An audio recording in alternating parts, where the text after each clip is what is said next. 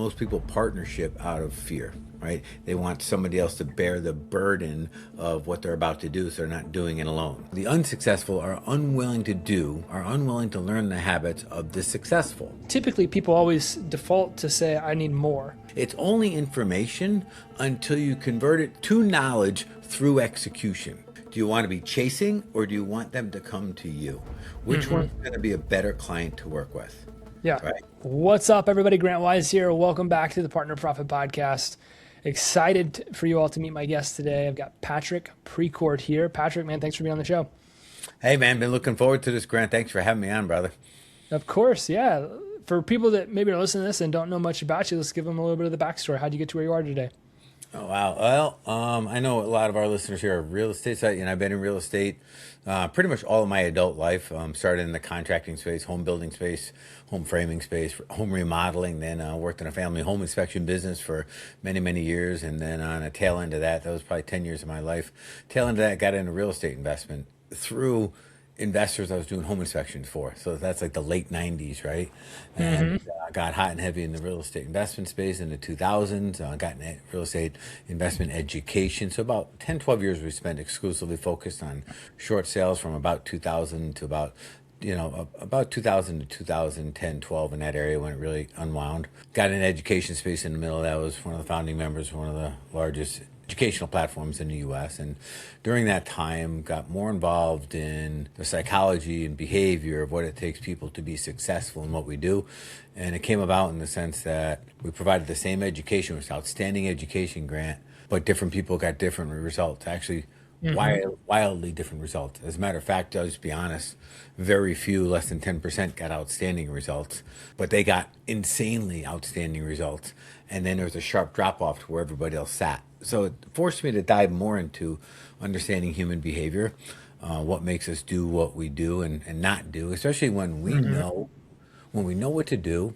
We know, like, we deeply desire the result. We know how to do it, yet we still don't get ourselves to perform the behavior consistently. And that's the space I play in today. So we owned a gym. We opened that in 2012 as well. It's kind of as I was winding down the education space and ran that for 13 years. And we became known as the gym that gets people results. Now, I'm not a trainer. I'm not a nutritionalist or anything like that. But when you bring the behavioral aspect into it, with a little bit of information, you can get people massive results. So anyways, that all kind of fast forwards to where we are today. I have a number of different programs that we execute in that space. And, around all of that, husband and dad, been married 33 years with 3 amazing kids. And that's always been a top priority of mine, keeping that out in front of everything we do. Love it, man. Yeah. It's fascinating to me. I'm a student of human behavior. It's one of the most interesting things in the world to me. Of course, marketing and advertising and sales, which is all of my background. It's all human behavior. I'm interested to know, first, a couple of things. What did you find? Like, what was it that you found was the trigger that really took people from maybe average to good to great to excellent? Wow. So if we were to really, really simplify this, it'd be in the space of we as entrepreneurs, when we're not producing results, we're not getting results, we always default to one thing, that we need more. Knowledge, education, resources, funding, partners, whatever. We reach out, look for more instead of reaching in. And I have found that 99.9% of the time, the answer is not out there, not outside the window, it's in the mirror every single time, Grant. Now, that answers it at a very surface level. There was a study done, The Secret to Success, and it was done in the 1940s, and it was called The Common Denominator of Success. I think that was the title to it. It was done in the life insurance industry, door-to-door life insurance sales, okay, which 1940s, World War I, or rather World War II. It's an interesting period of time, right? But the study was to determine out of these, 4,000 or so life insurance salesmen, what was the common denominator of that 10% that are ruthlessly successful, where the other 90% are marginally at best successful, right? And it came down to a very, very simple understanding that the unsuccessful are unwilling to learn the habits of the successful. Now, that's like, duh, no kidding, right? You say, well, what was the number one habit that drove success? It was our willingness to delay winning, to delay the need for gratification now. So bring that into like the weight loss space. Like, are you willing to discipline yourself, eat foods maybe that you don't even like, that aren't emotionally satisfying now, and delay the gratification of weight loss later? Or do you need that immediate gratification? You track with me on that? Same Hmm. thing in business. Have you ever seen somebody have immediate success, early success in a business? And instead of taking all of that money, resource, time, energy, and dumping it right back in the business, they go out and buy a fancy car and they're freaking broke again. Don't have the Hmm. money to support the business, right? Hmm. So it's the recognition that the answers are in here, they're not out there. And then number two, our willingness to delay gratification, to put in the work first in order to receive the thing that we say we want so deeply. Man, that's so fascinating. One of my favorite quotes is about delayed gratification is most people give up what they want most for what they want now. And it's so true. It's so unbelievably true. But I love what you said because you said the answer. Typically, people always default to say, "I need more," and obviously, we talk about partnerships a lot. It's I need more partnerships. So I'm wondering, how do we apply what you're saying to this idea of partnering with people to grow our business? If I don't need more partnerships, what do I need to do in order to get the most out of the one I've already got?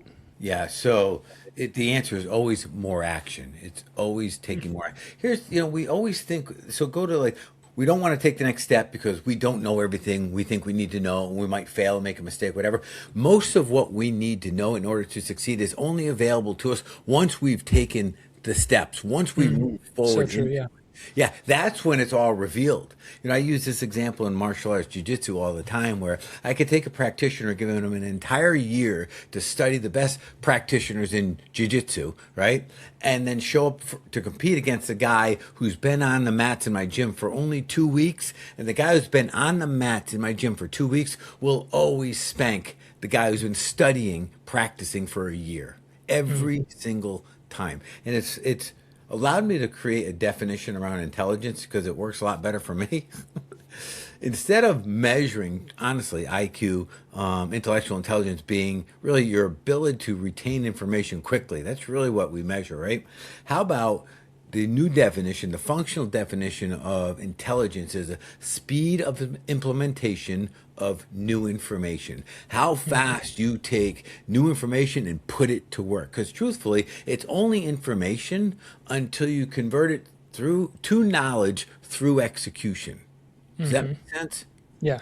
Like if we really wanted to teach kids in school, they would never go and just sit in school. They'd go and learn something and go out and apply it, and then learn it and go out and apply it, and learn it 100%. and go out and apply it. And that would genuinely create knowledge in kids in schooling. But we do it a little backwards there.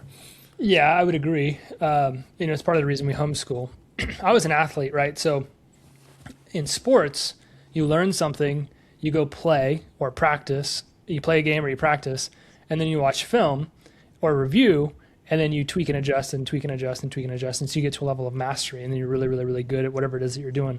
And it sounds similar in concept, right? You're taking in information, you're using that information, and then you're reviewing how you were able to use that information to get a result, good, positive, positive or negative, and then you learn from that experience, and then you just go keep keep doing it over and over and over again. And Yeah. so, if let's say I've got a partnership, we'll talk about obviously what we do is co-marketing, but a lot of people do affiliate marketing. So let's say it's like, okay, I've gotten some great partners that are going to help me promote my product or service, but nothing's really happening. I'm not getting the types of results that I would want to get. If the answer is not, I need to go get more partners. I need to. It sounds like the answer is I need to do more with the partners that I've already got. What action do I need to take to get greater results from the relationships that I've got Yeah. in your mind? Good question. And I'll answer it the best I can without knowing the nuances of your partnership, Yeah, right? Partnership means a lot of different things, to a lot of different people. of course. When I talk to people at the beginning, say, Grant, this is a few years ago, you come up to say, Pat, should I partnership with this guy over here? I'm like, well, let's talk about it. It's a good question, right? If you can show me, Grant, where 1 + 1 like equals 4 or 5, then at least it's a good conversation to have. But if 1 + 1 equals 2 or maybe 3, then no, it's off the table. You got to remember, I'm not saying you, but most people partnership out of fear, right? They want somebody else to bear the burden of what they're about to do, so they're not doing it alone. They don't do it for all the right reasons, right? So with that said, you got to go back and ask yourself, well, what was he or she bringing to the table that made my multiple equal 4 or 5 to begin with? That's where we start. And if you weren't clear on that, they say, all right, stop, pause. I got to go back as if I was starting over, right? There's me and there's them. Say you're a great manufacturer, you dialed in manufacturing, you're awesome at producing the product, the fulfillment side of the thing, right? But you suck at marketing and sales. Well, the right marketing and sales team plus what you do can really magnify outcome. They're in a lane, that's all they do. You're in a lane, that's all you do. Fantastic. Right? Go together. So one of that education platform that I was part of, I told you, it was one of the largest in the US. All we did, my entire company, our relationship there was we did fulfillment. We didn't do any marketing, we didn't do any sales, we didn't do any customer service. All we did was all of the coaching necessary to fulfill the product.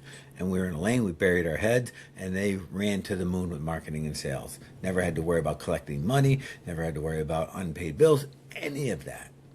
See how the two together work perfectly. Right. So step one would be go back and say, all right, what do they have? What do you have? Right?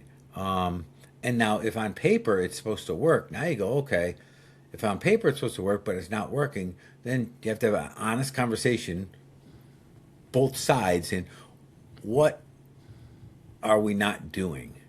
Not in a judgmental way, but in a solve the problem kind of way. Mm-hmm. Does that make sense what I'm saying? Yeah.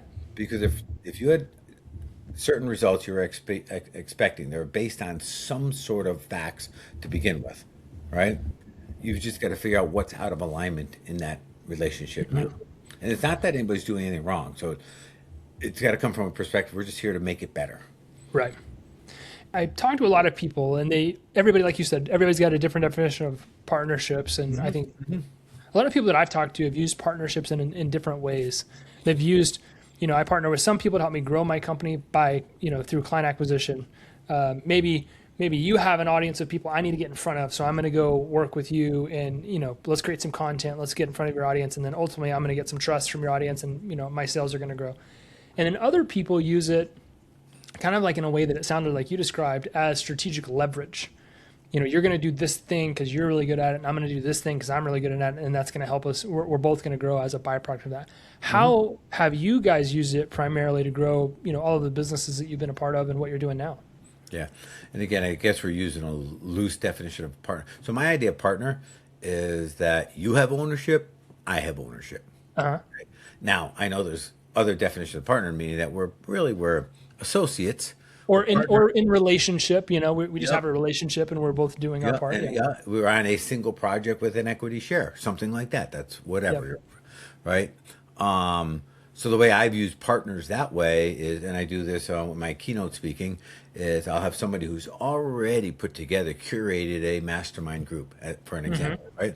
That's a lot of time, energy, effort, money to make all of that happen. There's tremendous resources that go into curating a tight little group of people that fit my avatar perfectly. Instead of me charging them to go keynote at their event or do a workshop, I do that as a participant for them in exchange for exposure too. Now, they, the group owner, never pay me a penny, and there's no sales happening, right? I put back into them. They've already done their part by curating these people together. I allow the people who are interested to come back to me on their own. Does that make sense what I'm saying? Yep. That's how I use relationship partnerships all the time. Yeah. Did that answer what you're asking? Yeah. So you speak, at masterminds or events, webinars, meetups, whatever, and you find people that have already created or curated these types of experiences, and you come in and you present as a value add, and obviously, you're providing value to the audience in exchange for exposure to the audience, and the person that's putting on the event, they need really good speakers to come in and do the same thing. So this kind of works as a mutually beneficial relationship. You're growing and they're growing at the same time, right? Exactly. So if we're to look at it from a higher perspective, this is all businesses fall into this in some way, shape, or form. There's the fulfillment of the product, the delivery of the product. That's one piece. There's the lead generation. Where did the lead come from? That's the next piece. And then there's the selling of the lead. So those three make a triangle, right? Inside of that is operations and all that other stuff, your direct overhead, all that kind of stuff, right? But those three have a near equal value to that relationship. Does that make sense? So if you're providing access to your clientele, but you're maintaining fulfillment and sales, you'll give up one third of whatever comes in that relationship. Let me just give you an example, and that's how most businesses come together. Even a mom and pop shop sitting on the side of the street, their leads come from somewhere. They don't just happen. That's Yeah. their marketing effort, their costs, their online, all that kind of stuff. So it all boils down the same way. How do you identify those opportunities for yourself? Let's just stick with speaking for an example. How do you both identify the opportunities? And it's not an easy thing to get on somebody's stage, right? It's not just like oh yeah, let me on your stage. Like, it's not an easy thing to do. So how do you identify those opportunities, and then how do you get those opportunities? Identify them. You look for people who have curated the avatar that you're targeting. That would be the Okay, so really easy. Like, you have my audience, and so I want to work with you. Like, that's pretty simple. Yep, you start there. And then next is, all right, who do I know that's already in there? Where's my one step out connection? If not, where's my two steps out connection, right? After that, it's a cold reach in. And it's cold reach, say, listen, do you guys do any virtual stuff? And do you have any guest speakers come in? I'd love to come in, speak for an hour or so on all of these different topics, whatever you want to talk about, right? Whatever you feel bring value to your people. Nothing in exchange, no pitch. You don't even care if you give them my name and email. Doesn't matter. Let me just pour in first. What I'm really doing is selling the owner of the group. That's what's happening right there. So this isn't a point of sale kind of thing. This isn't, direct response marketing. This is runway, building up a relationship with the intent that, yeah, for the next few years, you're going to be involved in our group, bringing as much value as you possibly. And I hate even use those words because everybody says bring value, but I mean bringing impactful value that people can leave and do something with. Like, they can create a measurable outcome off of what you shared with them. Does that make sense? And that's how I always look at it. Yeah. So you identify the people that have influence over the audience that you want to be in front of. Yep. And then you, through either a relationship or, cold interaction, and a cold interaction is just, I don't know you and I called you and said, hey. So that's what a cold interaction is for people listening. You then find ways to be valuable to that person through, a presentation that you'll give. If you can add value to their audience that helps them in some way, that's typically what you're going after. And then does that just kind of naturally lead to speaking engagements on stages, or? Yep, that's how it develops, Yeah. Provided you do your part, you bring, what has to happen is their people have to afterwards say, Grant, man, that was a great interview. When can we get that guy back? Yeah. That's what has to happen, right? And that means you got to go in with one intention, and it's not selling or anything like that. It's how do I make an impact on these people that matter for them? So back in our real estate days, we focused exclusively on short sales for 10 years, and we were the expert in the area. And I'm not just saying that to be egotistical. At the very beginning, in 2000, 2001, nobody even knew what a damn short sale was, Yeah. So we went around to real estate brokerages training on short sales, everything we knew how to do them. No sales, no pitch, nothing. Knowing that a lot of realtors would be like, screw this is something we shouldn't be getting involved with. Pat did say something about his company will handle the short sale for us and we still get our commission. Let's reach back out to Pat. Yeah. Track me on that. So that's one way in our real estate space. And we did that. We probably went out, man, couple times a week, Grant. I'm talking about the full-blown buying them lunch. The easiest way to get realtors to show up is buying lunch, right? So we just stepped into the methodology they've already used, and we'd be buying them lunch and putting on these, should have been an hour, and they'd go out sometimes 2.5 hours because it was a topic that mattered to them, and they wanted to be able to service their clients, right? And we're providing the resources they need to do that. And I would suggest that anybody listening to this, that's all it takes. If you have an expertise in something, right? just start sharing it with others with no intentions, no I think expectation. that's the part that a lot of people get twisted. It's like, well, I got to get in there, I got to pitch, I got to sell, I got to do something like that. I think a lot of people try to have a relationship from their pocketbook. It's very transactional. It's just like, I want to get in, I want to sell my thing, I want to get out. And what you're saying is, no, identify the people you want to be in a relationship with, add as much value to them as you possibly can, so that they see no other alternative than just wanting to do business with you. You don't have to pitch, like, you don't have to sell stuff. If you add enough value to people, they very naturally want to reciprocate by doing business with you. Is that kind of what you're saying? 100%. It's the idea of, do you want to be chasing or do you want them to come to you? Which one's going to be a better client to work with? Yeah. Right. And we've all, listen, I'm not judging anyone because we've all chased, me included, right? Yeah. And I've learned over time, that the lighthouse approach is a lot stronger than the Yeah. tugboat boats racing out Yeah. to find a boat to save and bring back to shore. I want to be the 100%. lighthouse and just let them come into me. Yes. It's so much easier. There's a period of time though, where and this is what I think gets a lot of people mixed up, is there's a period of time of contribution where not so many people are coming and knocking on your door. It doesn't happen like just a fire hose immediately. It Correct. slowly starts. You've got to build that relationship with your audience by adding value to them. And then it gets bigger and it gets bigger and it gets bigger. And you get to a point where you couldn't turn it off if you wanted to. But yeah, I think it's a simple philosophy. When you're looking at partnering with people to grow your business, identify the people that have a relationship with the audience you want to have, and then add so much value to them, it would be irrational for them not to want to do business with you. You don't always have to sell or do all of those types of things. And if you can do that for a long extended period of time, I think you're going to be blown away by how successful your business or your venture project or whatever that is would be. Yeah, absolutely. And there is always like the immediate responder, the early adopters. You'll always get something right up front, Of but course. it's generally a runway to Yes.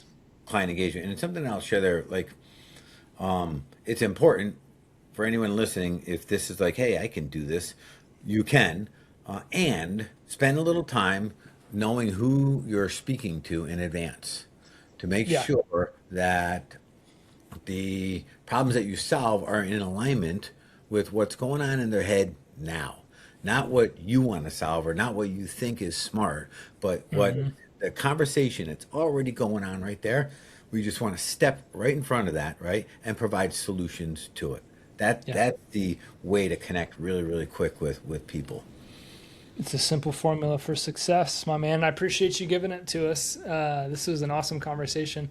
I'm wondering, how can we, as listeners of the Partner and Profit podcast, how can we partner with you? How can we walk alongside you and support you? So if anybody wants to follow me on social media, I'm easy to find, just Patrick Precourt, right? A little more active on Facebook and Instagram than anything else. I don't do any TikTok or anything like that. Just, I mean, look my age, okay? It just ain't happening that way. If you want to do anything more than that, you know what, Grant? I can send you a link with a little more information about me and some of the things that we do. But we do a lot of neat programs, working with individuals, growing businesses from where you are to where you want to go. My expertise is helping individuals close the gap. Like if you're here and you want to be here, but this here's been here for a while, right?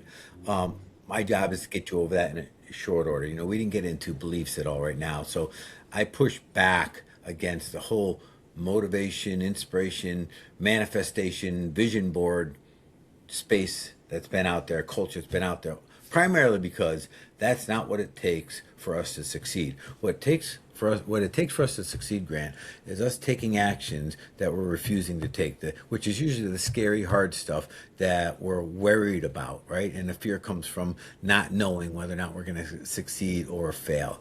And there's a pattern to how we operate, but there's also a blueprint on how to get through that. And blueprint makes it sound bigger than it is. It's behavioral engineering. It's really... Go back and look up the word courage, right? It's acting in the face of our fears, doing the things we're afraid of. And it's in that space that everything we think we need to know is revealed to us immediately. And everything I do is about pushing people to that behavior until the new behavior, the behavior necessary to be successful, becomes our new identity. And that's kind of the idea here, right? That's without getting too far into it. Yeah. So if you're listening to this and you've got a goal that's been out there for a long time, and and there's something that you feel is holding you back, but maybe you can't describe what it is, you don't know what it is, and you want somebody to help you get over that. Is that what I hear you saying, Patrick? You can help those people accomplish those goals, whatever they might be. Yeah, and understand again, it's not motivation, it's not anything like that. Look at it as buttons and levers on a machine, Yeah. and just aligning the order that you push yours to get the results. And it's not necessarily easy. It's scary because we're working against some core beliefs that are no longer in alignment with who we need to become to have what we want to have. But that's exactly the space I play in. Love it. Love it. Love it. Well, we'll make sure that we link up all the ways that people can connect with you if they're interested in working with you. We'd love to support you that way. Man, I appreciate you being on with me today and spending some time. And it's definitely been a valuable conversation. Awesome. Pleasure being here, guys. Yeah, yeah. All right, guys. Thank you for continuing to listen to the Partner Profit Podcast. This has been an epic conversation today. I'll see you on the next episode. Peace.